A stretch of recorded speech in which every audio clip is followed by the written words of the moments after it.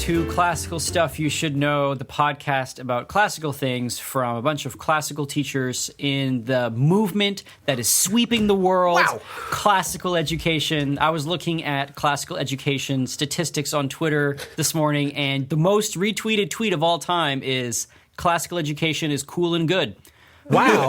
Yep. That's incredible. Yeah, it's incredible. Wait, Actually, the most retweeted tweet of the classical world, no, of all time. of all time. That's The ever, most yeah. retweeted. No, that's not true. I think the most Yeah. retweeted tweet of all time is that guy that tweeted Wendy's to get free chicken McNuggets. Right. And that young man, he won his chicken McNuggets. So that just shows that the classical movement is going to win. Everything that is tweeted on Twitter popularly will eventually succeed. Was it the most retweeted of all time? There, Help me Popularly? please. What is happening? Yeah, a man needs his chicken nuggets. I don't a man understand. needs his chicken nuggets is the most retweeted tweet of all time. I just got sad. Sorry, man.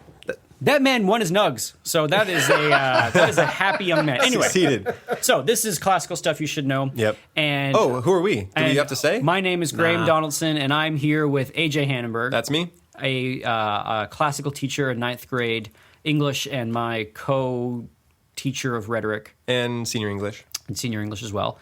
And then we're also joined with Thomas Magby, Hello. named after, as we all found out, Saint Thomas Aquinas. Yes, that is. Yep. Not Thomas from Bewitched. Bewitched. Yeah. Not Thomas from Bewitched. Saint Thomas Aquinas. He is the dean of Thomas student Cranmer? life. You guys Yep. know Thomas Cranmer? Yeah. I'm not named after. Whatever. Bewitched. Sorry. It's not a very good story. I wish it were. Sorry. And yeah, so this is, we thank you for listening. Yep. And today, since you've clicked on the link, you know that we are going to be talking about classical rhetorical form. AJ, what is classical rhetorical form, and why does someone who's interested in classical education need to know about it? Oh man, that was a great lead-in question. I was planning on starting a different way. So I was wondering, how were you guys taught to write in high school? That's what I would like to know. Is what is your background in writing? We did the 5-paragraph essay, and I don't even remember actual writing instruction. I just kind of remember that teachers would talk to you as if you had received some instruction in the past, and then you would just fake it by writing them something, and then they would turn it back to you disappointed. And then Wow. and then I would take it home and take it to my dad, who's a professor, and I'd say, "Dad, help, how do I do this?" And then he was like, "Well, it looks like they want you to do this." And then he taught me how to do it. That's what I remember. I don't remember actually sitting down and doing any sort of grammar, or here's how to write a sentence. I just sort of, I don't remember it at all. I never had disappointed teachers. They read your writing and they were like, "It's incredible." Oh, this is publishable. This is amazing. Why am I the teacher? I have become the student. Wow. Every That's day? not true. Yeah, in like second grade. How about you, Bees? 5-paragraph essay. Same. And I'll always remember that your intro is supposed to be an upside down pyramid. Triangle. Yeah. I don't know why I said pyramid, but it's supposed to start with a really vague thought and then end with your thesis at the end, and then you have your 3 supporting points for your thesis, and then you have a right side up triangle at the bottom. You start with your very specific thesis, and then you wrap up with a very vague general thing at the bottom. How vague were your vague thoughts? Like, The sky is blue. from the dawn of time, man has thought about the causes of World War I. And then it ends From the with, dawn of time. Yeah, exactly. Dawn of That's time, something exactly. Aristotle was like, World War I. I wonder what'll How'd cause that it. start? I don't know. What about you, Bird? It was the same thing. I got taught the 5-paragraph essay, but not. I think I was overtly taught it maybe one time. They just sort of assumed I had it. Yeah. And I sort of put together writing stuff as I went along. Like, you read a lot, you end up being able to write kind of. And then it was the same sort of thing. Upside down triangle, 3 boxes, and then a normal side, a little pyramid at the bottom. Yeah. And I think that's how pretty much everybody has learned to write. And what's odd to me is that you don't write a whole lot of those in college. No. The 5-paragraph essay.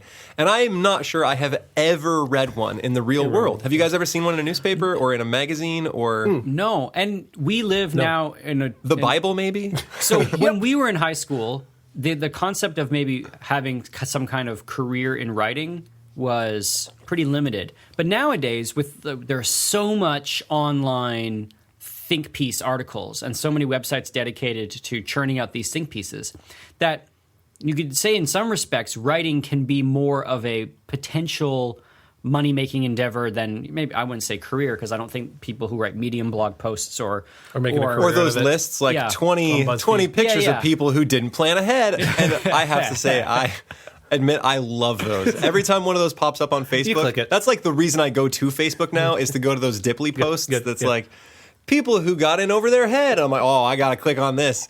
I've just sort of accepted it with myself. But now it's like, 20 reasons why Luke Skywalker would have been involved in the current hashtag movement of pick your social cause, right? And then, so there's lots of people. So I guess my point is, there seems to be more writing nowadays than there was just because of the internet. Yeah. And so you'd And a lot of bad writing. Such bad writing. So you would think that, like, for us, maybe our teachers were like, well, they're never going to write anything anyway unless they work for New Yorker, and that's never going to happen. But nowadays, you could maybe make the argument that there is more avenues for writers who are persuasive. There's more potential, maybe. Yeah. But why was it the 5-paragraph essay? I guess we're going to get into this in a little while. But like, That's so if it's not used anywhere, and I don't know. I guess we'll get into whether it's persuasive or not. Yeah, is it effective? Yeah, sure. Well, I was curious about that, and I did a bunch of research at one point, and from what I can tell, and I'm probably wrong about this, right? I'm a lowly 9th grade English teacher who did a little bit of research at one point, but no one really knows where the 5-paragraph essay came from, or how or why it rose to the fore. It just became this utility thing that we did in school, and it confuses me, right? Because we don't ever use it in real life. Nope. It's honestly kind of a bad format, because at the beginning, they encourage you to write vaguely, right? The first thing you do is give a vague statement, and that is bad writing. Everyone who has ever written about the writing process says, do not just write vague sentences. They're bad sentences. So you are encouraged in this format to do it at least twice, and then to kind of do it less and less as you move towards your thesis, and then more and more as you go out from your argument. And that's not good. We are encouraging our kids to write badly. Like, we are telling them those things to do. And I think the 5-paragraph essay grew naturally from what we're talking about today, classical rhetorical form, which, oh man, it sounds so boring. And I know it sounds so boring. Who wants to hear about how to format their writing, right? Let's do it. It doesn't sound like a kick in the pants, really. Oh man, I just woke up. What's happening? Hey, What's happening on this podcast? But I promise it's not as boring as it sounds, and it actually comes in pretty useful on occasion. And so whenever I teach this to my students, I always relate it to them trying to convince their dad to buy them a car. And I'm not really sure how I should do that with adults. Like, what is a common thing that adults are trying to convince other people of? Promotion? I don't know. A promotion might work. Okay. So a promotion might work. And I'm gonna have to do this on the fly. Stick with the car one, because that's the one, and yeah, but I kind of want to relate it to our listeners if I can. We have some students. You don't who are think listeners. I'm pretty sure all our listeners are like under 14. No, I'm just kidding. Every one of them. I really doubt that. They're going through those Dipley posts right now, the 20 hot burns from Tinder. Sorry, I think these are all actual articles that you've read. Oh, I read a recently. Tinder one yesterday. Okay, so classical rhetorical form is how the old rhetoricians would organize an argumentative essay, right? We're not talking informative, that's a different thing. There are 3 different kinds of discourse, right? There is judicial discourse, which is concerned with what happened in the past, right? You're talking about whether or not someone did something, whether or not an event is a good thing. It's concerned solely with the past, and there's some argument. With judgment. With judgment, right? And this is the kind of thing you'd hear in a courtroom. There is argument there, but it's maybe a different kind of argument, and it involves different topics, right? We're talking about laws and precepts, and what's the there's a word for it. Is there any, like a law that happened before? Precedents. That's the one, precedent. That's what I'm looking for. Thank you.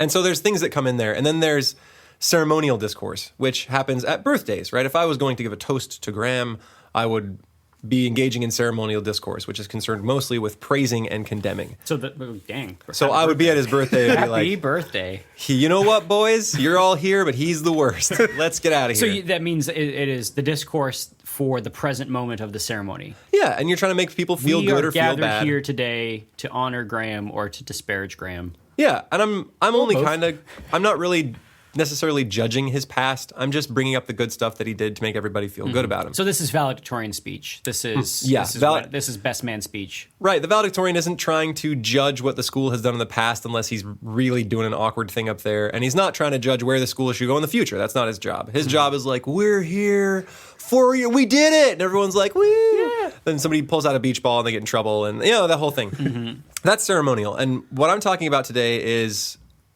Persuasive? Persuasive. Well, there's a word for it.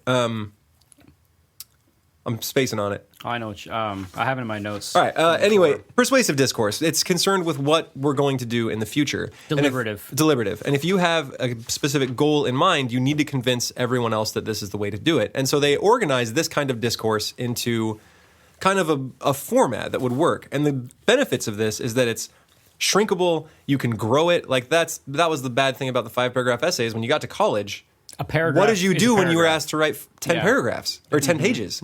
I wrote an introduction with vague sentences at the beginning and then rambled for 9.5 pages and then wrote a conclusion. What did you guys do? Same thing? The exact same. Similar things. Yeah. I was lucky in college in that when I started college, I was doing a specialist in philosophy, which meant that all of my classes were in philosophy, and they had very strict ways of how they wanted their papers written.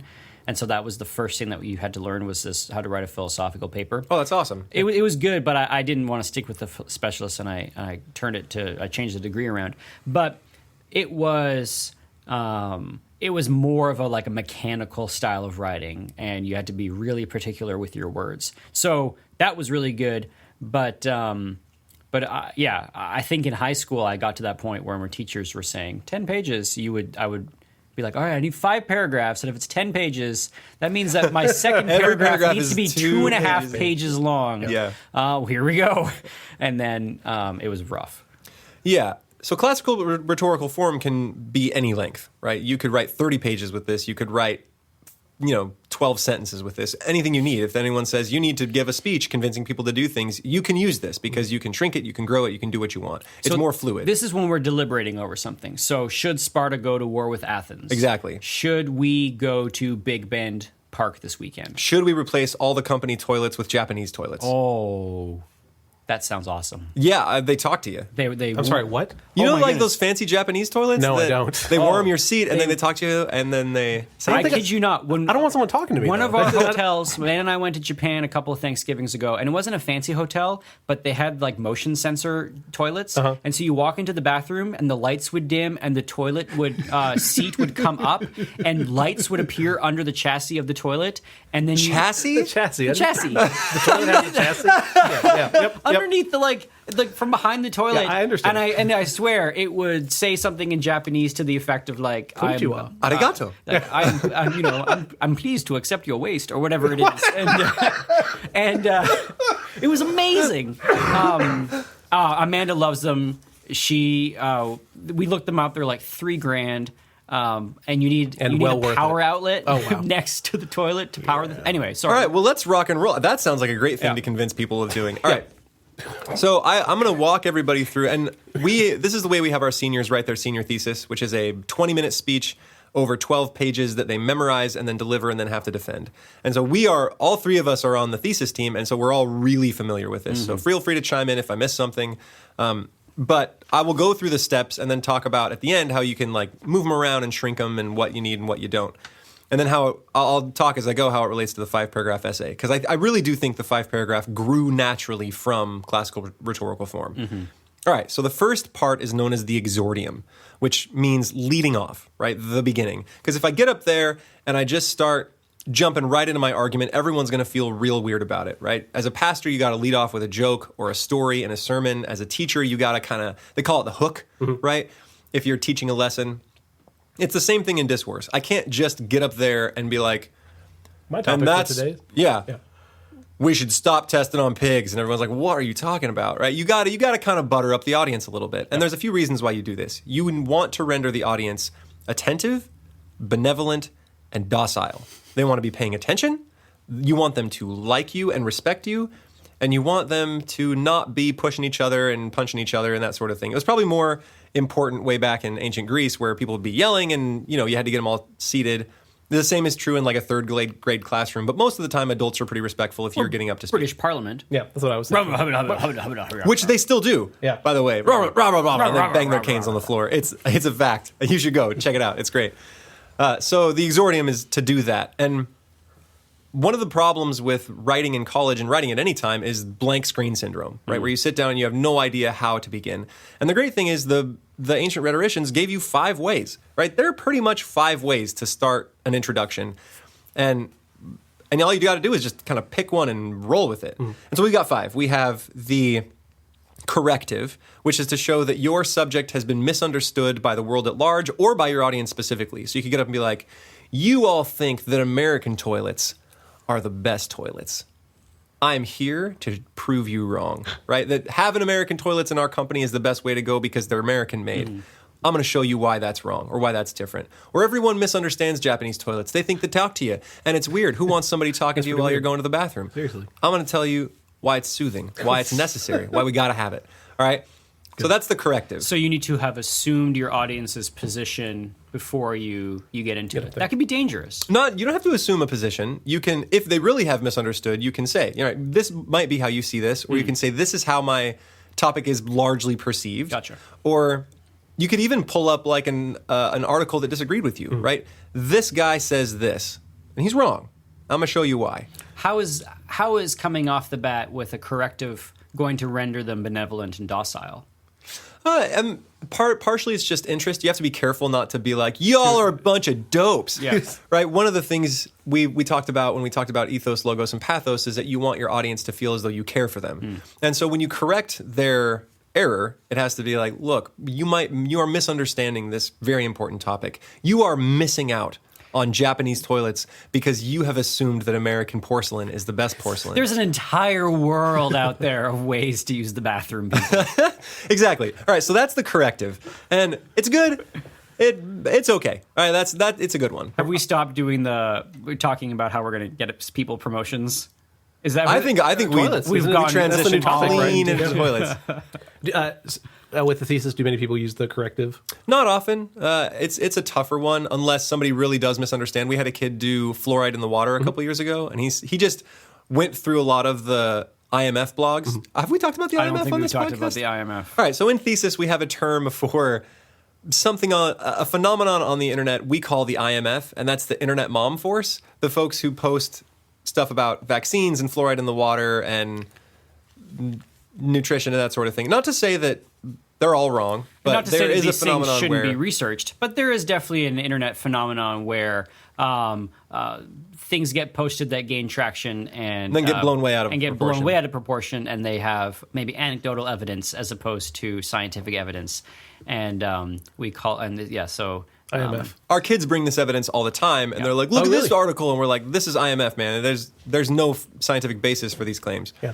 So that's the IMF, and we had him he just read a whole bunch of IMF quotes about people hating fluoride in the water, and then his whole thesis was saying, it's actually not that bad.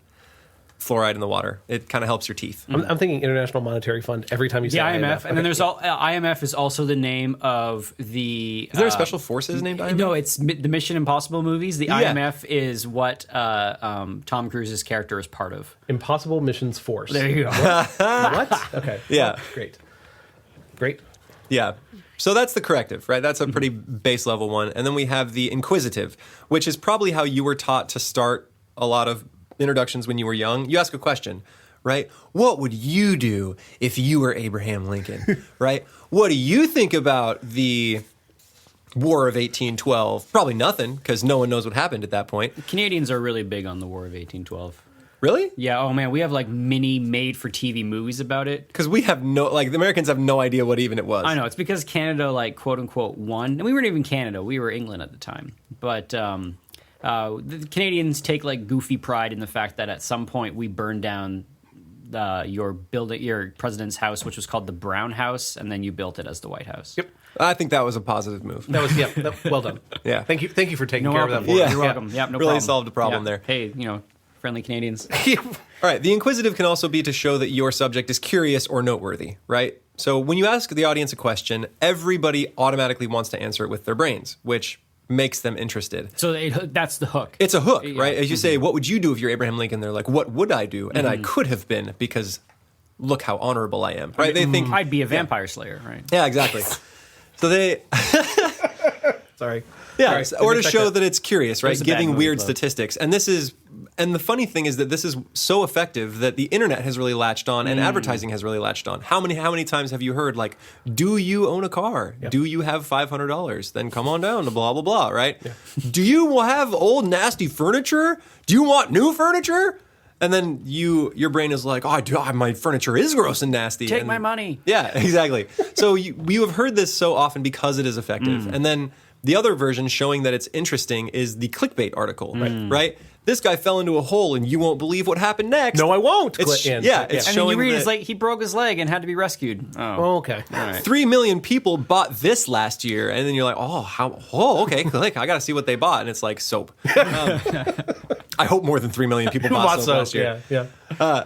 Yeah, so it's just to show that it's inquisitive. But the problem with the inquisitive is that it's so effective that it has become overused. And it's so overused that if I get up on stage and I ask a question to begin, a few things happen. First, I sound like I don't know what I'm talking about. You don't want to ask a question. It puts you on bad footing. And then you also sound like a car salesman, right? You can do the showing noteworthy things and like bringing up interesting statistics, but if the first thing you do out the gate is ask a question, you're going to sound like an idiot, and you don't want to do that. What's the presidential debate where the guy got up there and said, "Who am I? What am I doing here?" Yes. Yeah. and there you People, go. people then laughed in response, and yeah. Right, and that's not a good way not to go lead well. off something. Nope, does not go All right, well. so far we've talked about the inquisitive and the corrective, and we're going to talk about the paradoxical next. It's where you present a paradox to your audience and then promise to resolve it. Right. So I say the tomato has often been argued whether it's a fruit or a vegetable. I am here to tell you that it's not only both of those.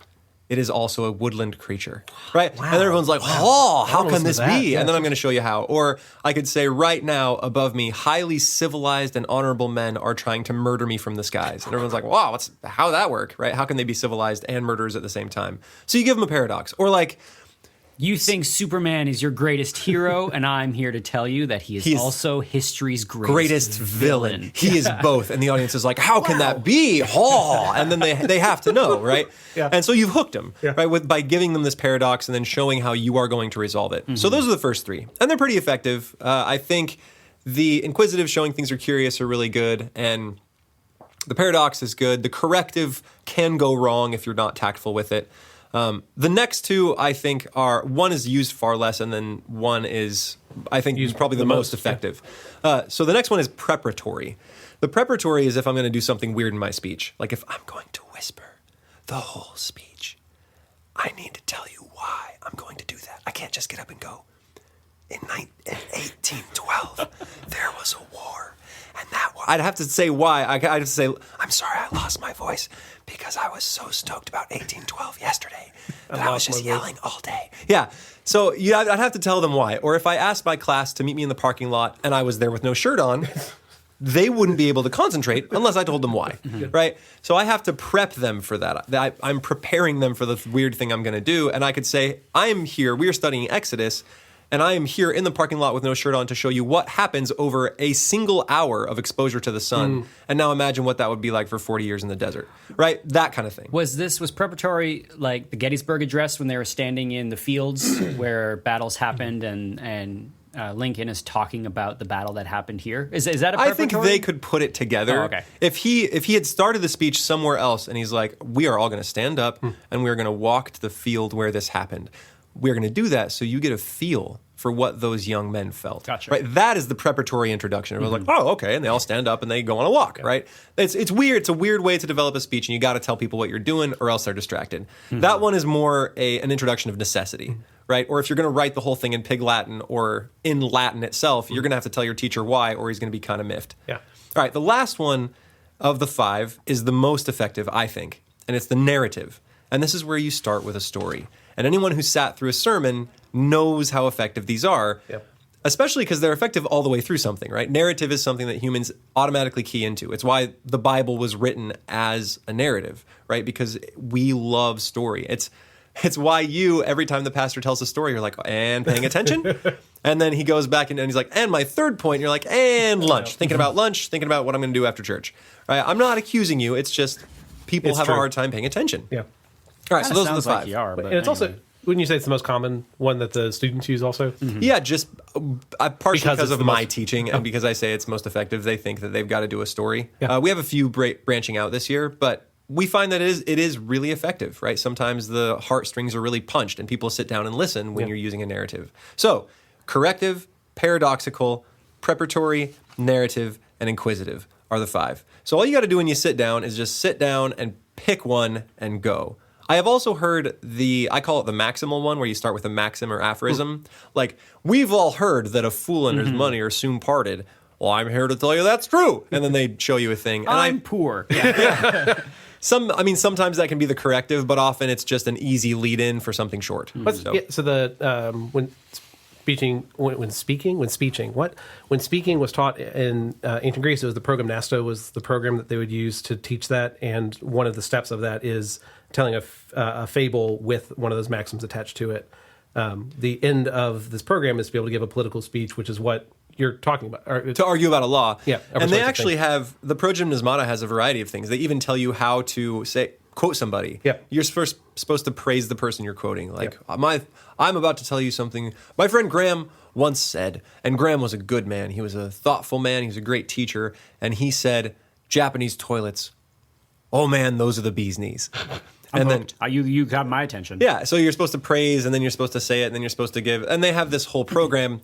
We don't necessarily follow it today, and it's kind of weird. It is. So I used to do it with my students, and I kind of phased it out. Okay, that's the first part. That's the exordium. That's the leading off. And that happens in maybe the first 2 lines of your introduction of a 5-paragraph essay. Maybe just the first sentence, right? You tell a quick little story. The great thing is it doesn't have to be vague. You can tell a story. You can correct. You can prepare. You can do something other than like, in Japan, they make toilets. And we need toilets. Like, that's just a vague sentence that everybody knows and nobody cares what you're saying. It's a throwaway. Yeah. All right, next is the narratio. It's the background. It's any background information that's necessary for your audience to understand your thesis when it comes. It needs to be brief, lucid, and plausible, right? Doesn't need any extra stuff. It needs to be short or else you're going to lose them. And they need to believe it. Like, if I'm convincing them to install Japanese toilets in our company and the first thing I say is, in the 60s, when the aliens landed in Japan and handed down their toilet technology, we gained great gift. It was a great gift for us. And let me tell you what technology from the aliens is left in the toilets. And everyone's like, All right, so they have to believe your first few facts. Yeah. It has to be a little bit lively. It doesn't have to be dry. It can have sort of a vividness to it, but it should be brief, lucid, and plausible, right? And there's sort of and necessary. Like you don't need to say like human beings have been creating waste since as far as human beings have existed. Like you don't need to give every single piece of background information. Just like relevant. Or the first toilet was invented in ancient Rome, or like you don't need to go all that far back. So there needs to be it needs to be relevant information. Yeah, and there's often an inverse relationship between brevity and clarity, right? The briefer I am, the harder it is to be clear, and the clearer I am, the harder it is to be brief. And the mark of a good writer is someone who can be both brief and clear in a short space. Yeah. Well, I guess you would be brief in a short space. They can be both brief and clear. All right, so that's the narratio. So you hook them, and then you tell them the problem, the state of things, what's going on. So I would say, welcome to... You may think that American toilets are the best kind of toilets for our company, and I'm here to tell you different. So we have had toilets in our company for the past, since we were founded, and everyone uses them. And right now we have this many toilets in the building, this many bathrooms that handle this many people. That's kind of interesting to know, right? If we're going to replace all the toilets, we need to know how many toilets we have, maybe how many break every year that we have to replace anyway, how often they are used, how many times maybe the average person uses the bathroom in a day. And so it's a record of how much really toilets are getting used by our company and how much of an impact this is going to take. The temperature is a frigid 10 degrees Celsius. And if you had really done your work, you could, later you could bring this up in argument, but you could say that 60% of the people who use our toilets are dissatisfied with the experience after they leave the bathroom. Okay, so that's just background. And it's all the stuff that's necessary for when you arrive at your thesis to say, This is why I think we need to replace our toilets with Japanese toilets, right? It is a one-sentence nugget of what you're going to do, and this is known as the propositio. Propositio, thesis, same thing. What you're proposing. Yeah, one sentence of proposal. And we're still in the first paragraph of a 5-paragraph essay. Right. Don't worry, the rest goes faster. So this is going to be your thesis statement. Thesis statement, proposal, propositio, same thing. So we've done introduction, we've done background, and then you have your proposal, what I would like to see happen, right? And then right after that, you have your partitio, which is you tell your audience the 3 points you're going to talk about. We should replace Japanese toilets because they provide for a better experience for the user. Okay. They dispose of waste more efficiently, and they promote cleanliness and prevent the spread of disease in our company. All right, so I've got 3 good reasons. Everyone's like, oh, okay, I can buckle up on this. Human beings have a hard time just paying attention in general. So if you tell them where you're going, it helps them to organize stuff in their mind, and then if you review later, it'll help them to organize it again. Now, in the 5-paragraph essay, what I was taught was if you have 3 body paragraphs, your 3 reasons, you would try to work those 3 reasons into your thesis statement, and now all of a sudden you have just the most unwieldy, terrible sentence ever. To run on, right? It's a big we run-on should sentence put where you have Japanese your- toilets in our company because 1, 2, and 3. Yeah. And it's this big, long, kind of unwieldy sentence. And I still tell my students, like, you have to know how to do this, but it's not the most ideal way. If you need to, you can take that partitio and put it before your proposal. You can say, because they promote cleanliness, because they are more fun to use, and because they dispose of waste more efficiently. We need to put Japanese toilets in our company, right? So that's one element. Like I said, you can move things around if you need to, and that partitio can sometimes go really well above your actual proposal. But you would never teach them to start a sentence with because. No, you absolutely can. Because Isn't that wrong? I went to the bathroom, I felt better later, right? It's just an inversion of the sentence. That's totally okay. You would never do it as a sentence fragment because Jenny said so. Right? That's a fragment, but you can invert it. AJ is correct. It is okay to start a sentence with because. You just have to make sure you're writing complete sentences and not sentence fragments. Well, my I letter of apologize. resignation will be on Roy's desk tomorrow. Just goes to show that 9th grade is it's a little better than 10th grade, 9th grade. That's why the 10th graders just come out like, just banging rocks together to communicate. Yeah, they come into 10th like these wonderful scholars swirling brandy in a glass. Yeah. And then they hit ground. Good morrow, fair professor. And then their they go into descent. 11th grade, bang, bang, Thor hungry. And then Catherine fixes them in 11th grade. Yeah. And then by 12th, we just sort of roll them out the door. Right? They're done, so we just got to sort of keep them in class until they're finished. All right, so we have our propositio and partitio. Propositio, partitio, and then you move into your actual 3 reasons, your confirmatio. And this is the bulkiest part of any speech, right? The sermon, it's the 3 reasons they actually go into. So you have so the thesis is 10 to 12 pages, correct? Right. And you all give page ranges for each of these parts, don't you? Well, we find that they are most effective within a certain range. Yeah. So your introduction needs to be about 3/4 of a page. If it's shorter, you don't really prep the audience enough. If it's too long, it sort of drags. on. And when you have a speech, you're doing different things. So in a speech, you need that exordium to have a little bit of almost like chaff, just for the audience to settle down, quiet down, turn their brains on to listening. Yeah. So you need the hook, but you need even just 40 seconds of sentences that are good to listen to, but not mission critical to their understanding, just to render them docile and benevolent.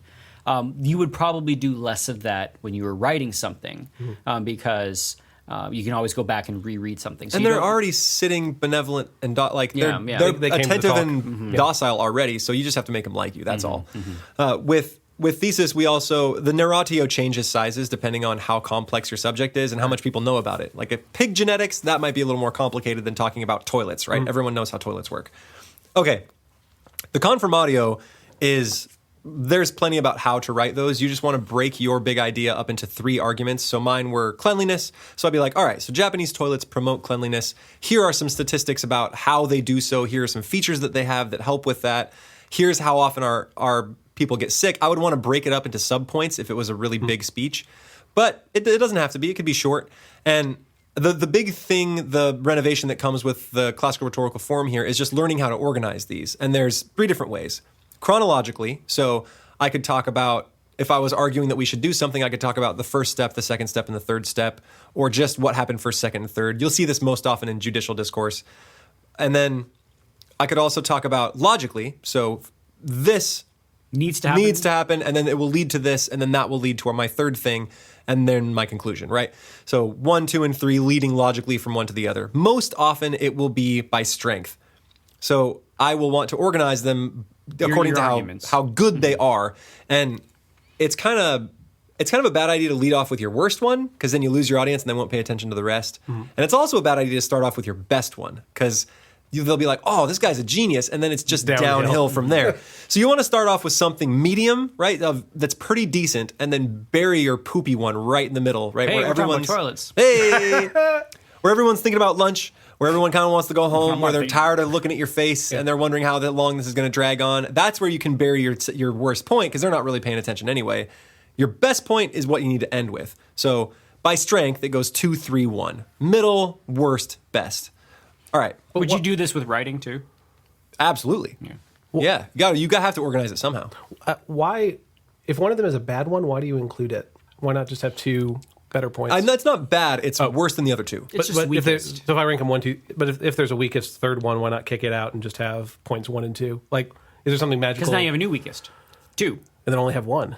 And And you then the only have weakest one. is the strongest. And then now we're Jedi? Yeah. Did that just I happen? think Did we that's what become Then we have- philosophers? then we have I'm no just toilets. wondering if there's some magic to 3. So 2 sometimes isn't thorough enough. 4 gets a little laborious. For some reason, 3 it tends to be the number everybody sticks with. It's what pastors do. It's what speakers do. It It's just what the tends to work. 5-paragraph essay does, right? It's what a 5-paragraph essay does. And I'm not super married to it. We've let students do 2 points before if there's like a clear division in their research. Or we've let them do 4 if there's something that, they just don't have enough for any single one. It happens. But any more than that and it gets tedious, any fewer than that and you haven't done your research. Oftentimes, 2 arguments will be related to each other, and then if you have that third one that's completely a completely different style of argument, that's more persuasive. Because if we're just talking about cleanliness with the toilets, and 2 arguments are kind of about cleanliness, getting rid of waste and cleanliness.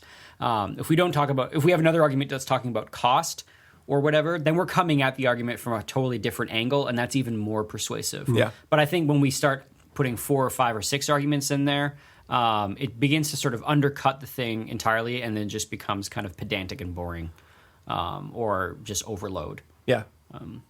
Okay. Let's keep on cruising. The next one is the refutation. So this is where you anticipate counter arguments and head them off, right? So you as an American may feel unfamiliar with Japanese toilets, and I can tell you that it's an easy transition, right? They work the same. There's nothing really that different. The buttons are easy to work. You won't have to read a manual. Everything is kind of self-explanatory, right? So if you're worried about the learning process, I'm telling you, there isn't really one, right? And if you're worried about the cost, I can say that, it's a pretty populous place, and they sell all over the place, and they've gotten really good at producing these, so the cost is actually pretty minimal for these toilets. It's actually only 50 cents more per toilet, which is incredible. So altogether, to replace every toilet in our company is going to cost us $50, right?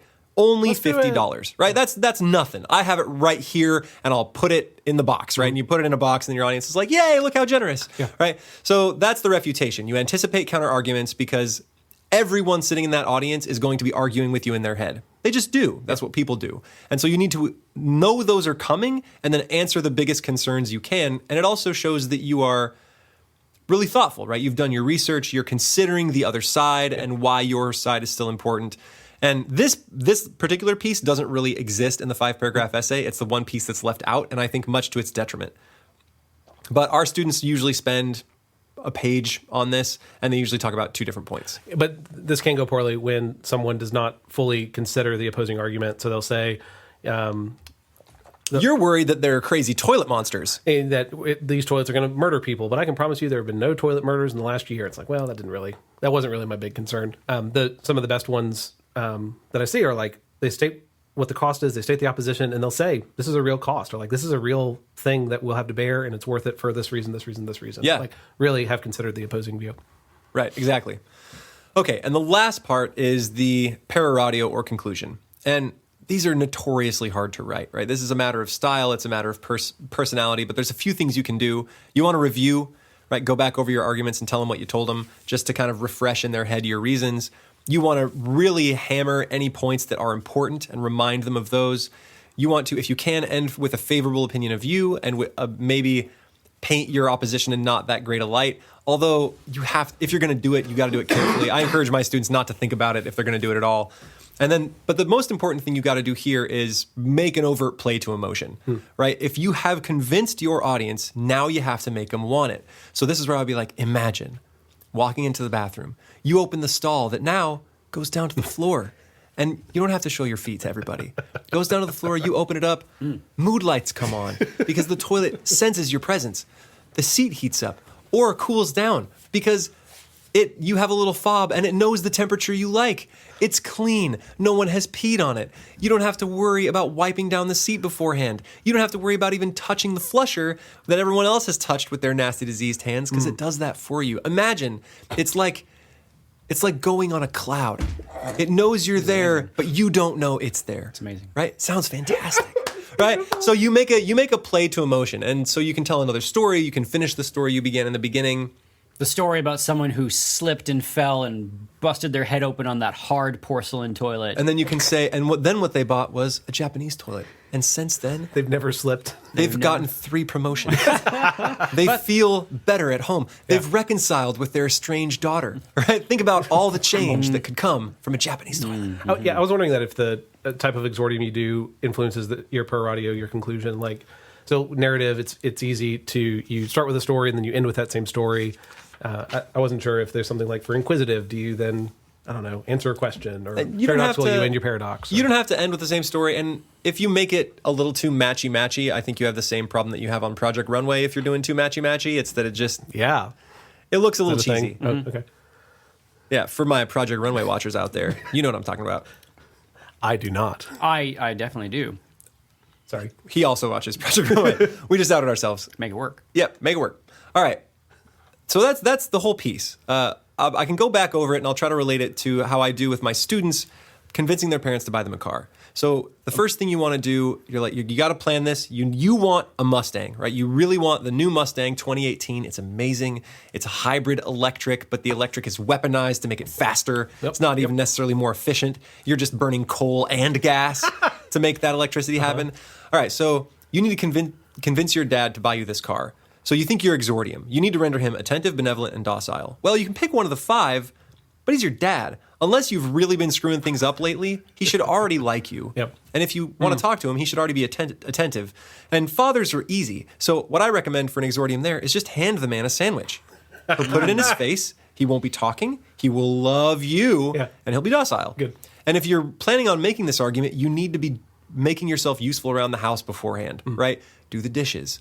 Take your siblings to school if you have the permit or whatever it is. Like, really work on making yourself loved around the house. Then you say, hey, Dad, can we talk? And that's your whole exordium, right? It's short. Doesn't have to be long. And then you hit the narratio. This is stuff he should probably know, but you can remind him. Hey, Dad, I'm turning 18 in a couple of days.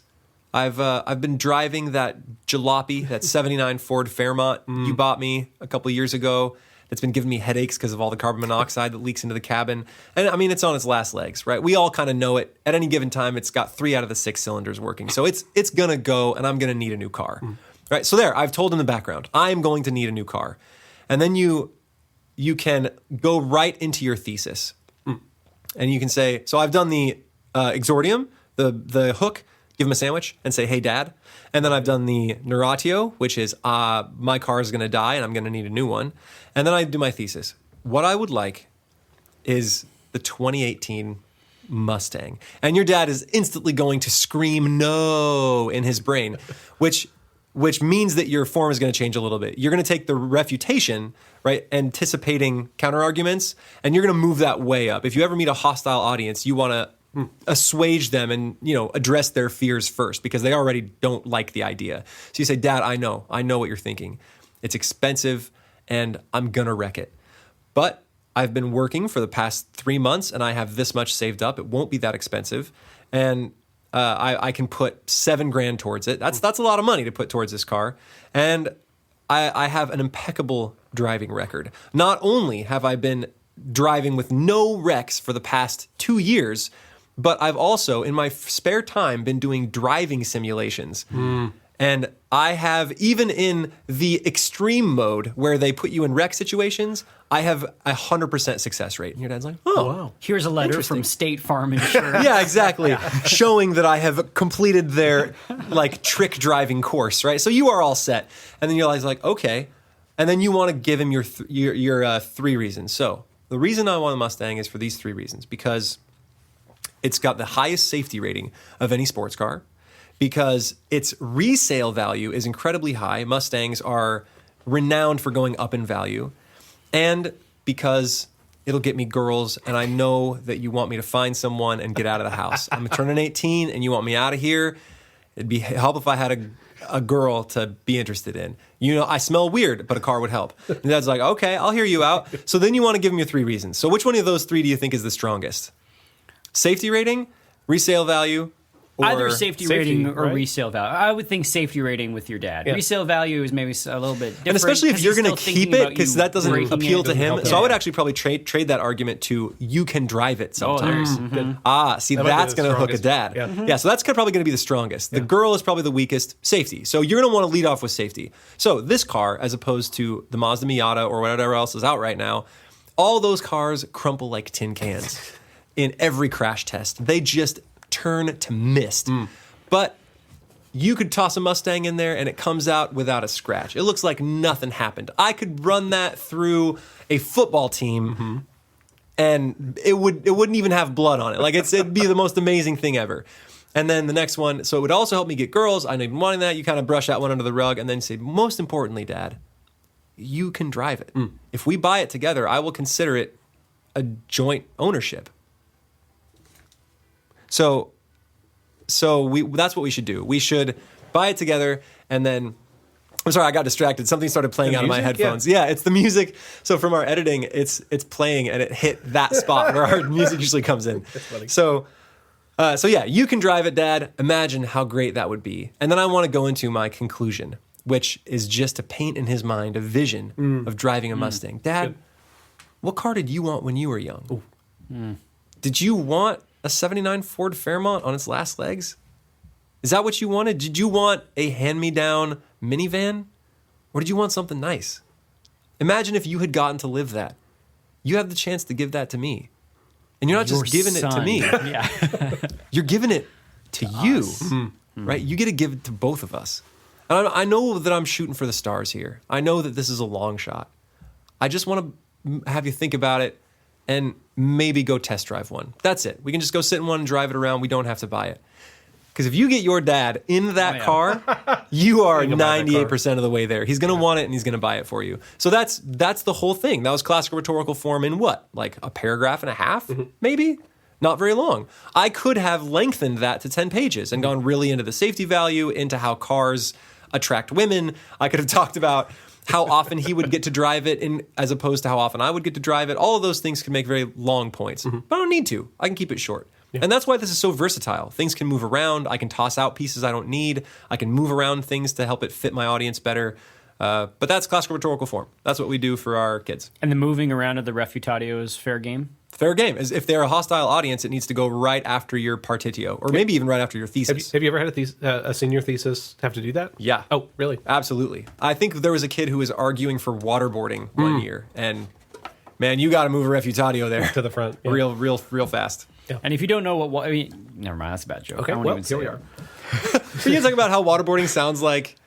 Waterboarding sounds real fun if you have no idea what it is. Waterboarding at Guantanamo Bay sounds super fun if you don't know what it is.